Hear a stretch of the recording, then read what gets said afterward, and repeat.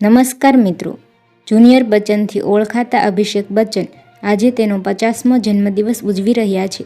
સદીના મહાનાયકનો દીકરો હોવાને નાતે અભિષેક બચ્ચન પાસેથી હંમેશા દર્શકોની અપેક્ષા કંઈક વધુ જ રહી. આ જુનિયર બચ્ચનને પોતાની એક આગવી ઓળખ બનાવવામાં ભારે મશક્કત કરવી પડી. તેના માટે આ રાહ બિલકુલ આસાન ન રહી.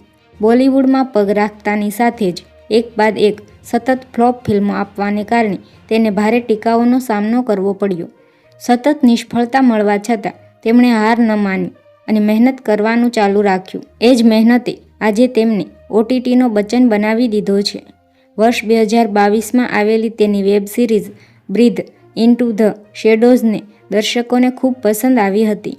ફ્લોપ ફિલ્મો અને ખરાબ એક્ટિંગને કારણે અભિષેકને એક મહિલા દર્શકે તમાચો પણ મારી દીધો હતો.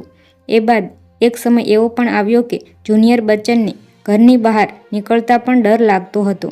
તો હાલ માટે આટલું જ. મળીશું નવી અપડેટ સાથે. જો તમને અમારો વિડીયો પસંદ આવ્યો હોય તો વિડીયોને એક લાઇક કરી દેજો અને ચેનલને સબસ્ક્રાઈબ કરવાનું ભૂલતા નહીં મિત્રો.